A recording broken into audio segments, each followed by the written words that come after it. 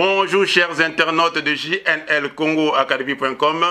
Aujourd'hui dans notre rubrique La culture en 3 dimensions, nous allons recevoir des mamans congolaises, des mamans de la diaspora qui vont nous parler d'un livre. Ces mamans de la diaspora ont commis un livre qui s'intitule « Les femmes de la diaspora congolaise de Belgique s'expriment ». Donc elles vont s'exprimer aussi dans notre émission aujourd'hui. Maman, en tout cas, dans ce pays, il y a un lelo, il y a un livre qui a commis. Toko senga na bino banda ba ko se présenter puis toko sola manke na livre na bino. Merci mingia lokola ondimi ko yamba biso lelo. Merci pe na maman Eugénie o ya tibiso na contact pour na yo. OK. Alors ngai kombo na ngai mon kassa Suzanne. Na sina umeli mwa mkawa naza toujours active na cadre ya ba association mais naza pe na musala unga na sala kapo na ko faire vivre bana na ngai. Na kati ya cadre ya oyo tokomi buku oyo na plateforme des femmes de la diaspora congolaise de Belgique ngai naza na responsabilité ya présidente ya kokamba plateforme wana. OK, merci beaucoup maman Mokassa. Bon maman yo kasi kombo nani? Bato bakoyeba ngaka na yebi. Comme nga mama Stella. OK. Doga bato mingi babe nga dada Stella.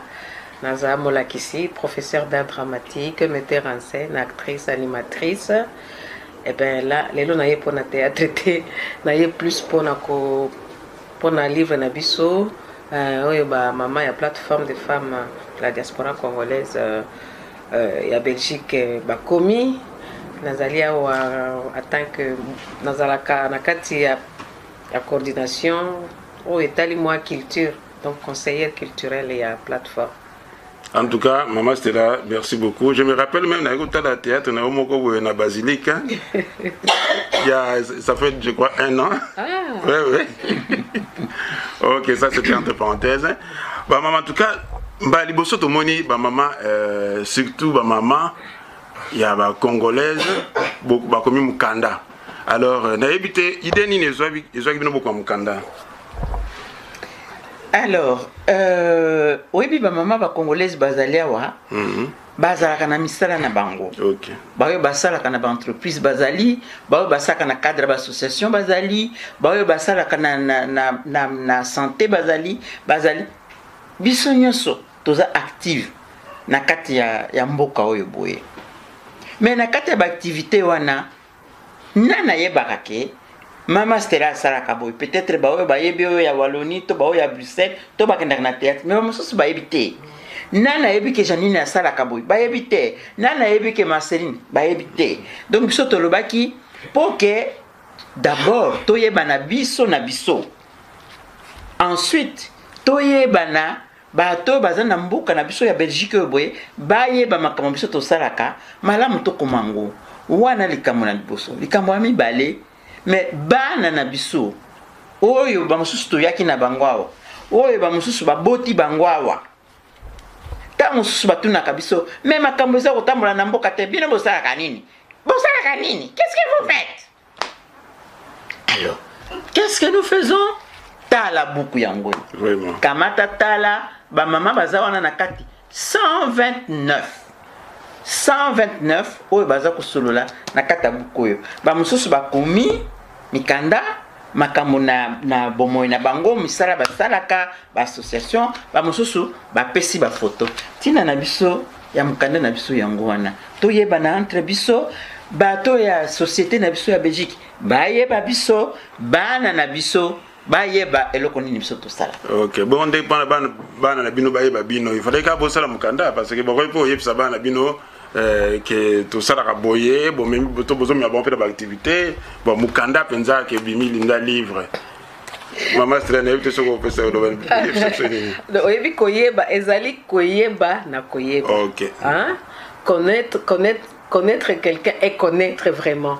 Na kati ya livre wana oyo na lo bakutu wana te na kati ya livre oyo vraiment makambo to tie na kati ekotinda pe bato bayeba profil na lingala balobaka nini profil ya malonga oya ba mama bakotala ke biso ba mama congolaise oya kotanga biso ba mama congolaise ya diaspora tozali une et multiple pluriel et multiple na kati na biso ezali tozali impliqué d'abord na kati ya commune na biso esika tovandaka na province na biso na ville tovandaka bamama baza ebele baza impliqué na vie associative na misala na makambo ebele awa to na Congo bakotala pete biso bamama tozali na niveau nyonso na kati ya Belgique oyo bamama congolaise bazali banda na seti likolo na bakisa eloko moko bato ta mosusu balobaka ba congolais ba yokanaka te soki babandi eloko basisaka te biso wana 129 bamama tosangani bamama congolaise ya Belgique. Oui, mosala tosala yango mbula 1 mibale 2 ans toyokani tosali ba réunion tobengisi bamama oyo bazalaki tolobi tosali tokomi na esika boya total tokofuta yango ndenge nini boya total donc toyokanaka batikaka koloba ke bamama bacongolais entre bango bayokanaka te toyokanaka preuve yango bozwi bokomi mokando na botie bamama 129 mbimba bongo critère nini ezalaki bozwaki mpona korepresente mpona kopona bamama oyo bakota parce na ndimi teke bamama nyonso ya diaspora congolaise bazali awa bozali na critère moko spécifique te. Alors tout d'abord toloba boye c'est impossible tokamata bamama nyonso ya bacongolaise. Alors biso idée na biso ezalaki wana bozala préparer l'édition mosusu to ndeni total ndenge nini bamama bakoyamba yango bon mais idée na biso ezalaki tokokamata kelke bamama eza mosala ya kosala barecherche te tosali eloko moko ya maloba ndenge balobaka tamtam mbonda nga nayebi mame génie tozokoma buku moko bo toke na conférence toza ensemble namoni mwasi moko nayebi ete mama yaka nanu yo yebi ke tozokoma buku okuna comme ça lokola balobaka de bouche à oreille nde makambo na biso critère moto yazali mama ya diaspora congolaise de Belgique, ça c'est le critère. Ok, c'est bien. Mais quelque part nalina bakisaka peut-être ba msusu kokalisa ke topona ki tobande ko ponana na ba conférence mama soza la inkolo ba bongo te parce que zapina ba mama msusu oyo tokende ki pe ko senga o tozai ko forcer te eza na ba oyo pe tokokaki ko yebi ba boyi na bango no na kokota te il faut ce n'est pas que zala ki topona non eza na ba oyo to contacta qui ebele so ki ba o nyonso bandimaka toke to komata na ba 300 donc ezate ki tokene ko pona ba photo to lo bango bongo. En tout cas na moni livre na moni déjà eza livre mo kitoko ba présenter malamu pe na moni ba photo kitoko ba photo ya ba activité msusu pe na Kisasa na Congo disons en tout cas ezali vraiment livre mo ya ko encourager et eza petit na moni eza ils ont combien de beauté qu'on a bon. On a 10 €. Je voudrais aussi ajouter que malgré que nous parlons en lingala, mais le livre est écrit en français. En néerlandais. Il y a aussi une. Oui. Mais il faut que une édition, version en français, version en néerlandais. Parce que biso, ba maman, ya ba congolaise, tous allés en Belgique. Toyebi que na Belgique il faut la 2 langues. Okay. Donc pour bailler ba maman na biso kaka côté ba francophone te côté ba néerlandophone pe. OK. En tout cas, ezali se romingi émission silité toza au katamuke parce que tozo yamba ba maman mususu ba yeka pe kaka pona livre yo. Donc Bolande. Nous nous retrouvons encore avec nos mamans qui viennent encore pour ce livre. Je vais vous demander de vous présenter d'abord à ma gauche puis à ma droite après. Je m'appelle Marceline Lukala. Je suis pédagogue et ressources humaines au départ. Pour ce qui nous concerne, je suis membre de la coordination de la plateforme des femmes de la diaspora congolaise de Belgique, les femmes qui ont écrit les livres qui nous concernent. Ok. Et maman? Je suis Janine Mouninga, je suis membre de la coordination de la plateforme de femmes de la diaspora congolaise de Belgique, experte en genre. Ok. Vous avez écrit le livre Les femmes de la diaspora congolaise de Belgique s'expriment. Vous n'avez pas pensé à d'autres femmes, vous avez commencé directement aux femmes congolaises. Et pourquoi? Et Il y a un adage qui dit que la charité bien ordonnée ne commence pas par les autres. Ne commence pas par les autres, ça commence par les femmes de la diaspora congolaise de Belgique. C'est pour cela que nous avons commencé par nous. Ok. Qu'est-ce que vous pouvez encore nous dire sur le contenu du livre? En fait, ce livre est subdivisé en différents chapitres. Et les différents chapitres représentent les différents domaines d'action dans lesquels les femmes qui s'expriment dans les livres y travaillent. Donc nous avons des femmes qui travaillent dans le domaine politique, des femmes qui travaillent dans le domaine des bien-être, des services. Nous avons nos jeunes, il y a aussi un coin qui est réservé aux jeunes parce qu'il faut penser à la génération future, à la relève aussi. Il y a des femmes qui travaillent dans l'enseignement, dans la recherche, dans la formation et ainsi de suite. Donc, en lisant ces livres, on va se rendre vraiment compte qu'il y a une diversité de profils. Il y a des compétences qui sont variées dans ces livres et que les femmes de la diaspora congolaise de Belgique qui s'expriment dans ces livres se retrouvent dans ces différents domaines d'action qui font qu'en étant ici, on travaille et ici et pour là-bas, c'est-à-dire et pour notre pays d'origine. Qu'est-ce que vous pouvez ajouter C'est que les femmes qui s'expriment là, elles ont cette habitude de s'exprimer, que ce soit dans leur travail, comme elle vient de dire, que ce soit dans les discours, les conférences. Mais ici, c'est question de consigner notre parcours, ici en Belgique et chez nous, dans un livre comme devoir de mémoire pour les générations qui viennent. C'est vrai que quand je dis à mon fils, voici ce que je fais, voici ce que je fais, les paroles s'envolent. Mais un jour, ces enfants liront quelque part que ma mère est passée par la Belgique et voici ce qu'elle faisait. C'est aussi dire à ceux qui vivent avec nous ce que nous faisons. Parfois, nous sommes occupés à beaucoup de choses et ça se volatilise comme cela. Alors, c'est bien d'avoir ça consigné quelque part. J'ai une très bonne idée, mais je voudrais savoir, est-ce que vous ne pensez pas faire ça aussi pour les hommes? Vous contactez les hommes, vous leur posez des questions et vous mettez ça dans un livre. Les mamans d'abord.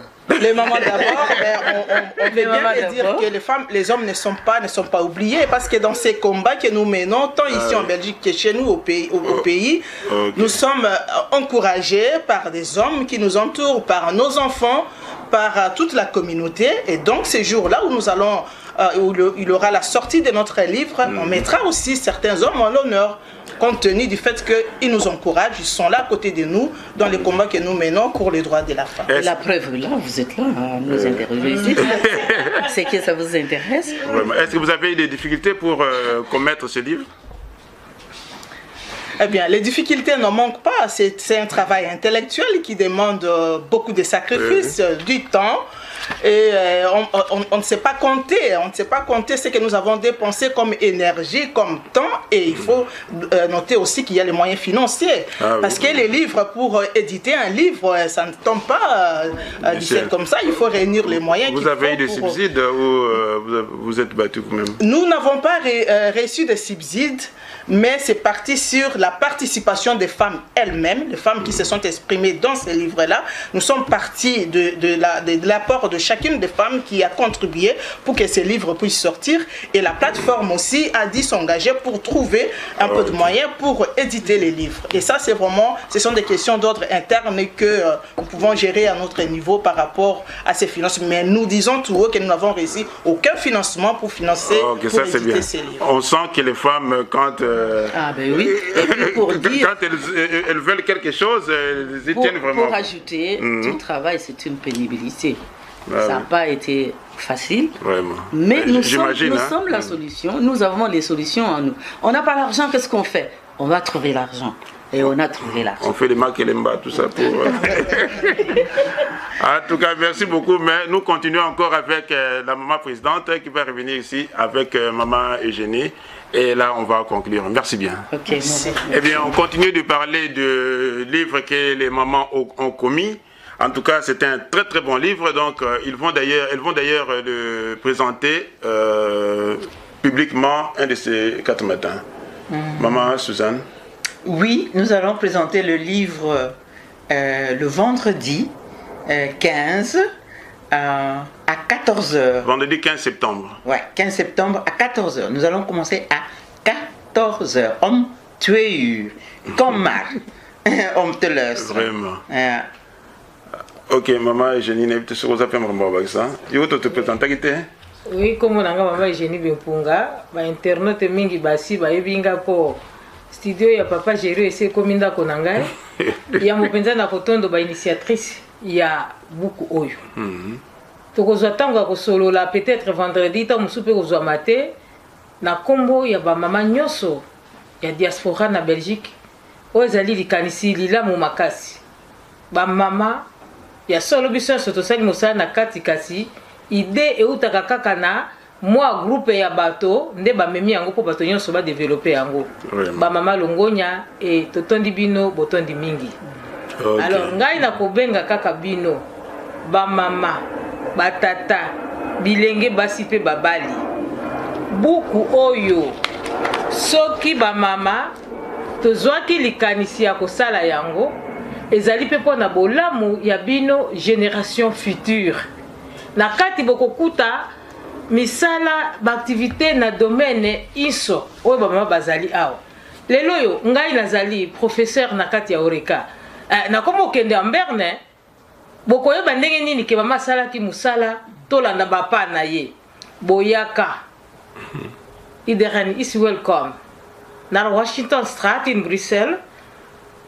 Welke nummer mama ik vergeet de nummer? 40. Nummer 40. Dat is vrijdag. Donc, bon, maman va tirer ce matin. Aucun lingala basali na français basali na néerlandais basali. Dat is een goed project. Ja. Dit project is nu belangrijk voor ons. En het belangrijkste voor de toekomst van ons kinderen. Ja. Tout le monde est le bienvenu. Papa's, mama's en kinderen, jullie zijn hartelijk welkom. Et ce livre ne coûte même pas le prix d'un plat dans un resto. Ça ne coûte que 10 €. Ça ne coûte que 10 €. Les papas, venez nous encourager. Maintenant, ça c'est la première édition. Et pourquoi pas en faire encore plus? Deuxième, troisième et quatrième édition. Ik zou willen iets anders zeggen. Ja. Dus we hebben deze boek in Nederlandstalige versie en ook in een Frans versie. Ja. Okay. Dus voor de Nederlandstalige, kom maar. En die vrijdag gaan we ook in de 2 talen spreken. Ja, hartelijk gedaan. Ja, oké. Ja. Het was moeilijk te schrijven, de boek? Ik denk niet, omdat we hebben zo slimme vrouwen. Ja.